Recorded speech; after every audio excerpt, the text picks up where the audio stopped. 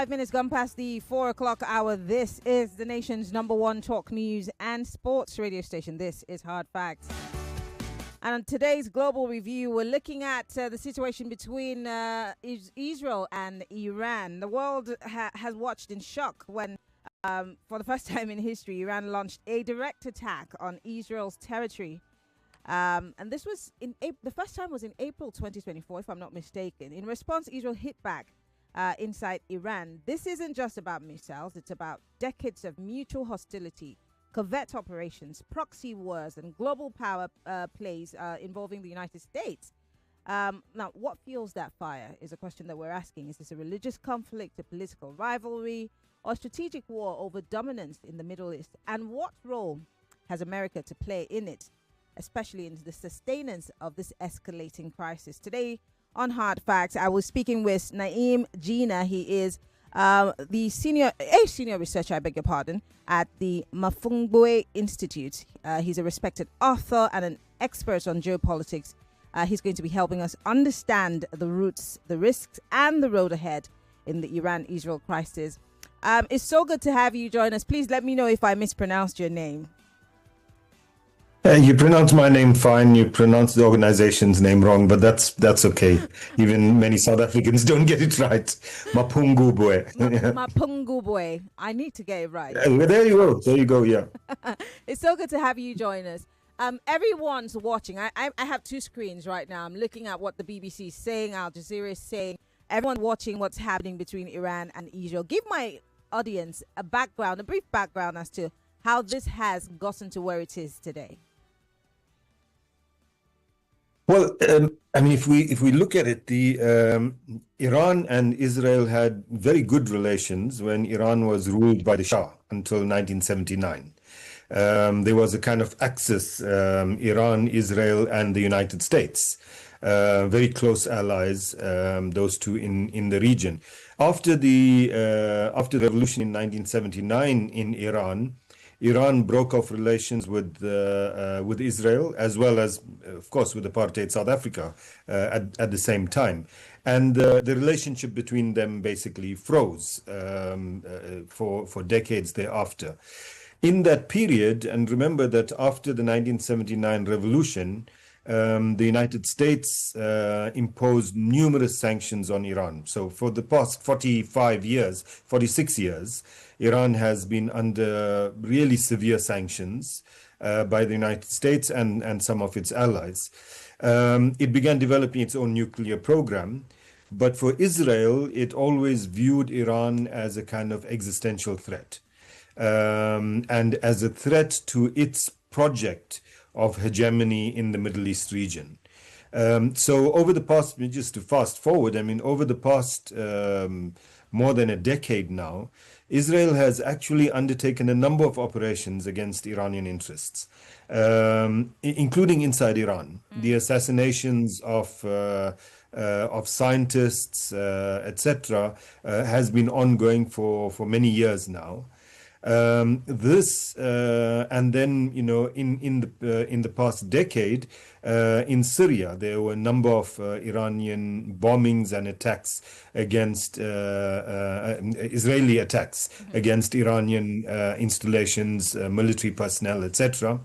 At the beginning of last year, Israel bombed an Iranian consulate in Syria. Yeah. And it was after that we saw that response of those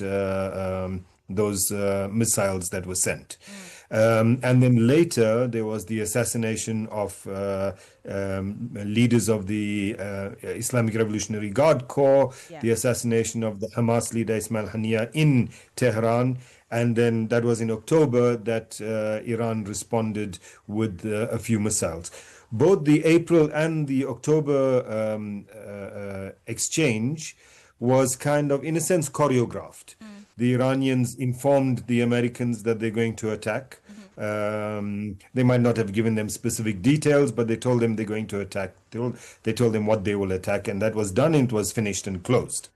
What happened now is that completely without any provocation, Israel attacked Iran on Friday. last Friday, early morning, with the excuse that it's a preemptive strike.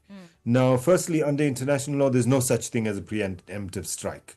Iran also has not posed any kind of imminent threat, as the Israelis claim, against Israel.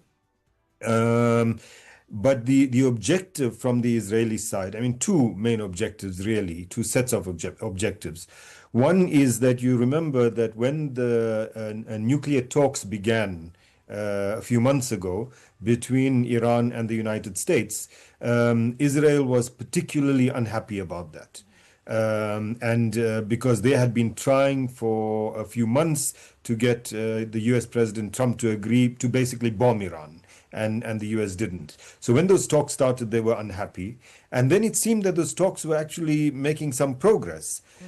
And Trump was saying that as long as Iran agrees not to have a nuclear weapon, we'll have a deal. And Iran had already said they're happy not to have a nuclear weapon. They don't have any such plans. When that then there was this past Sunday, there was the sixth round of talks between the US and Iran supposed to happen. 2 days before that, Israel launched this attack. So the one objective is to completely undermine the talks that were taking place, because if the talks were to be successful, that would mean the lifting of some sanctions against Iran, the beginning of a process of reintegrating Iran into the global economy, etc., which for Israel was not acceptable. They couldn't see that for Iran to happen.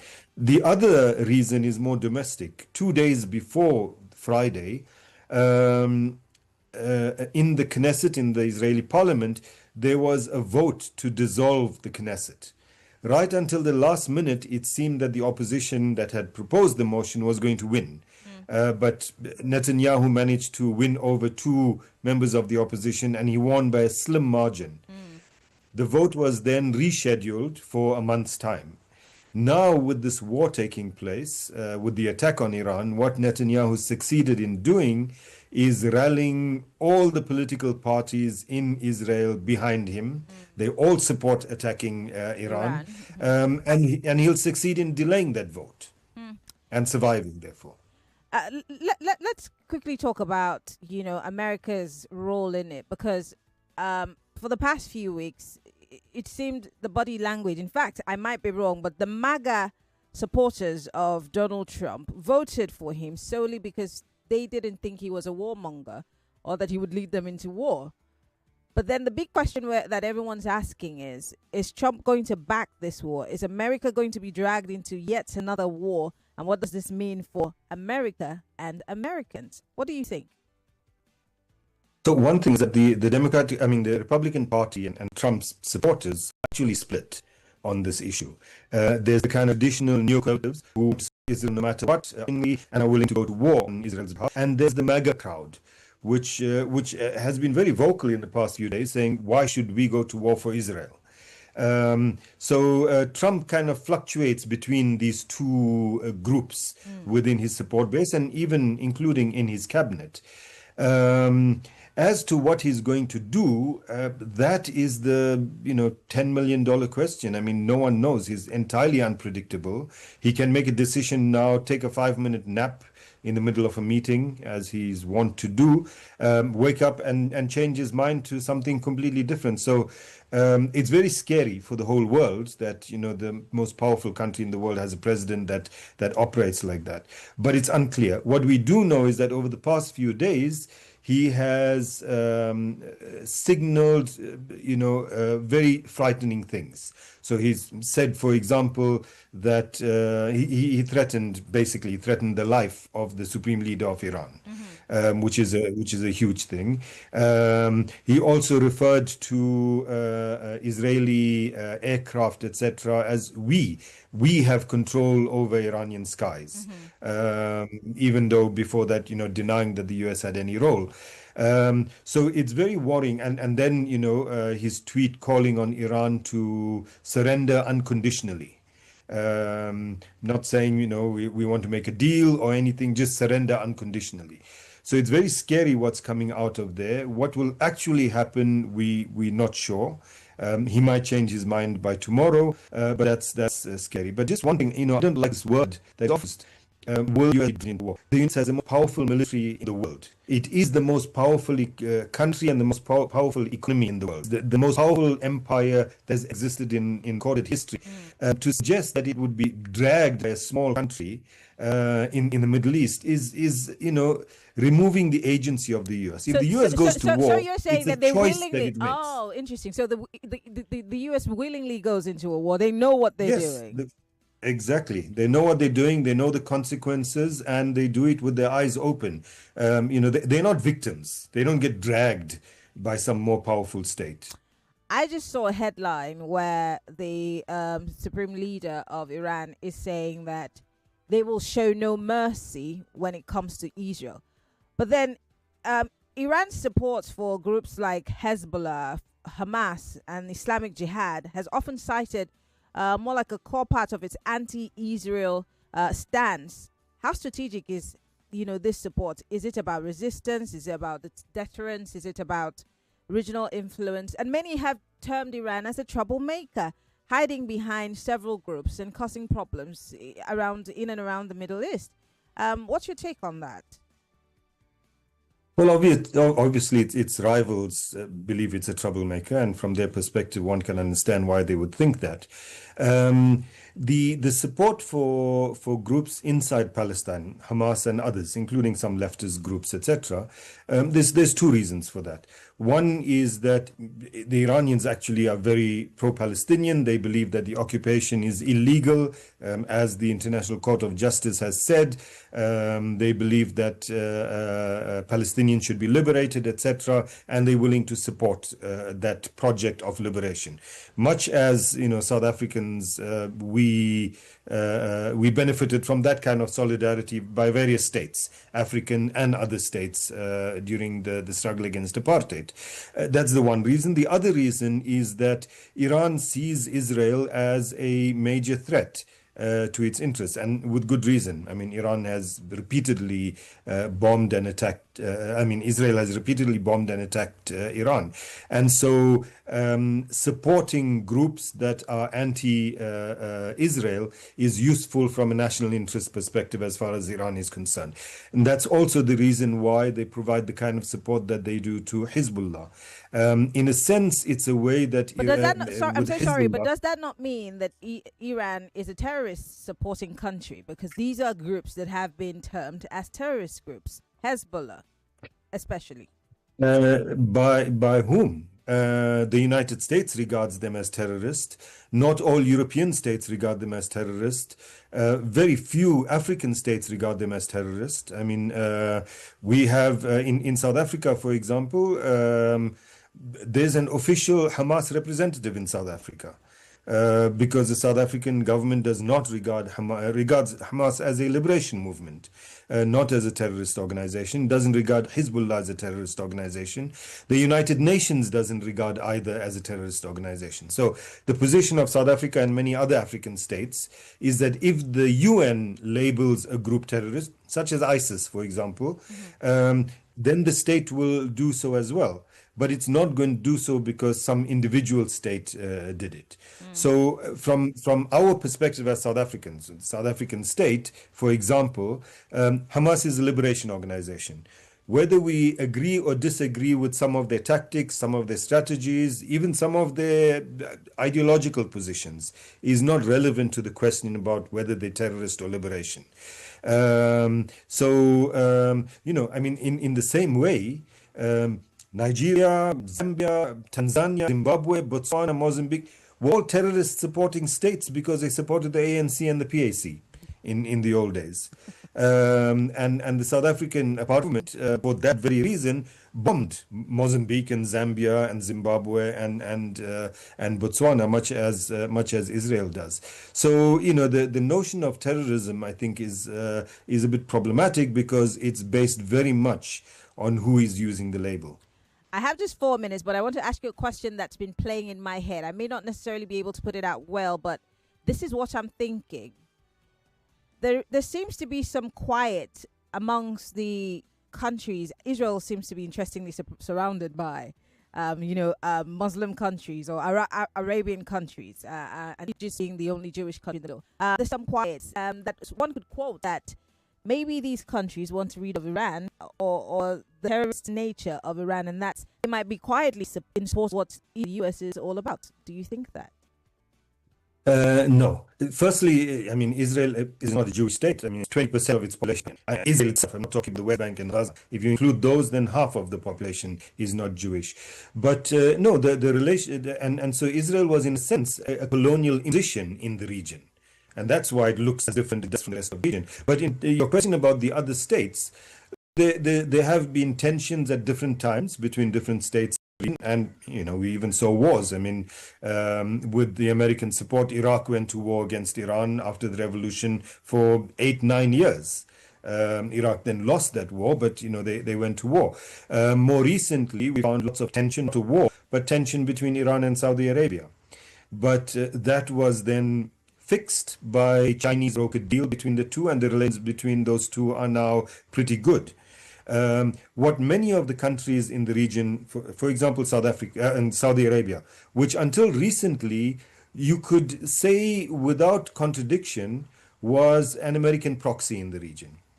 Saudi Arabia is now one of those countries that has decided that tensions in the region must be resolved in the region, that they must find a balance among them by working together rather than by relying on external forces, right? So Saudi Arabia, which is the second largest Arab state, has not signed on to the Abraham Accords. They don't have diplomatic links with Israel. And on this issue, they have said that there needs to be mediation. They've condemned the Israeli attack.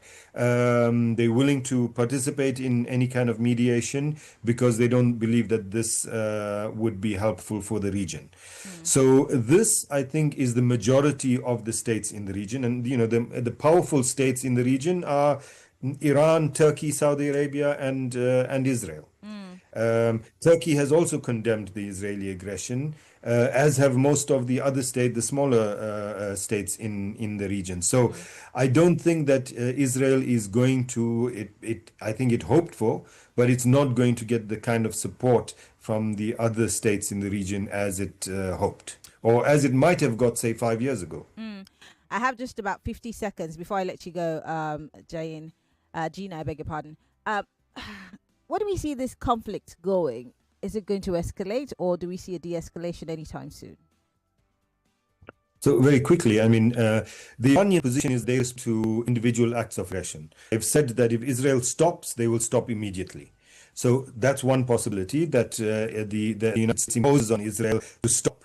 And then it will stop, and you'll have a resumption of the nuclear talks, and Iran will agree not to have a nuclear weapon, and everything will be rosy. The other possibility is that other states don't get involved, but this continues for a long period. The Israel-Iran and becomes a full-scale war. Okay. And if that happens, I think it would be very messy. But the worst case scenario is that the United States gets involved on the side of Israel, and then it becomes a regional war.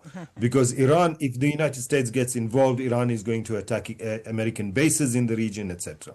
Well, I want to say thank you. My guest, Naeem Jeenah, is a senior researcher at Mapungubwe Institute, respected author and an expert on geopolitics. Thank you so much for coming on the show. We appreciate you.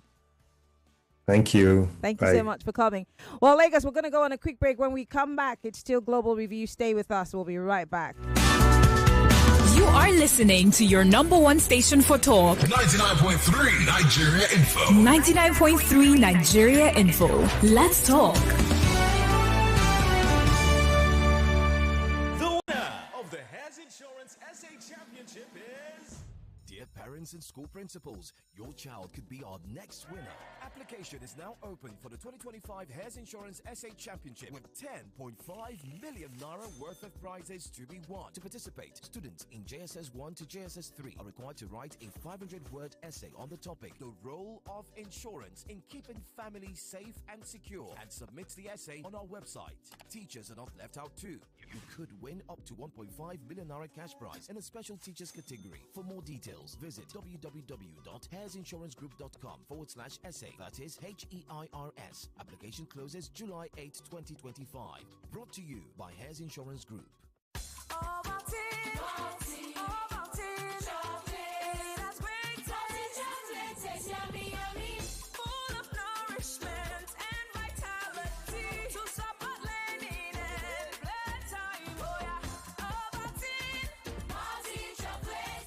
Start your children's day with a great taste of Ovaltine, enriched with multi-nourishment, calcium, malt, and vitamin B12 to support learning and playtime. Ovaltine, smart choice for smart kids.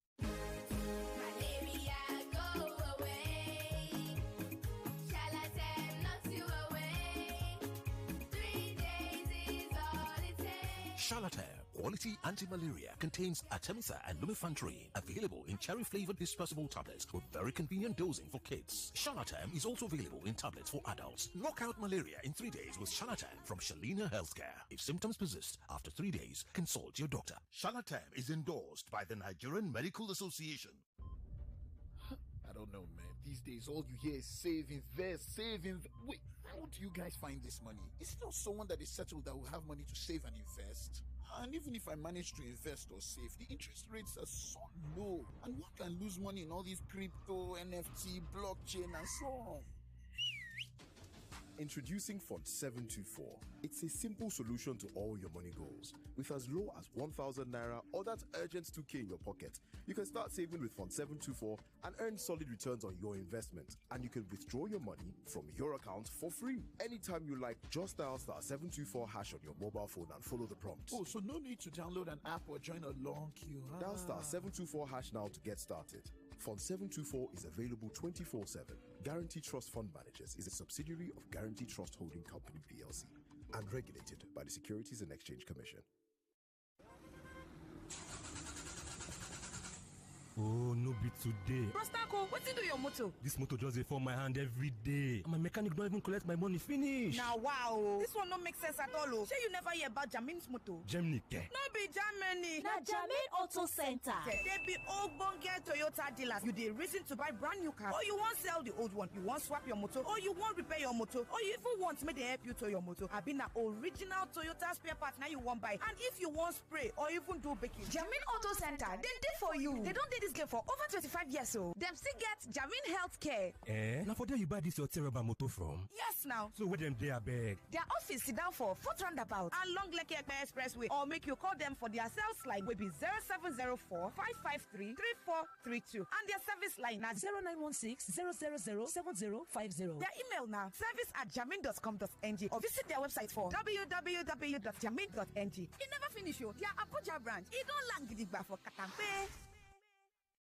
What is truly living the soft life? Like using Monica Cash to transform your finances. Shopping cart cleared, electricity bill paid, betting wallet funded, crypto exchanged in minutes. Soft life is living with ease, paying for your bills without stress. At Monica Cash, we convert your crypto to Naira and prepare your withdrawal to cash in minutes. We charge at time, pay bills, fund betting apps, and buy gift cards all in one smooth app. And yes, your very own virtual USD card. It's yet monthly free. So if slides watch 3 Nigeria Info, we most radio. Subscribe to our YouTube at Info FM. Check us out on Facebook at Nigeria Info 99.3. Follow us on Twitter at Nigeria and on at Nigeria Info FM Lagos for live updates as it happens. 99.3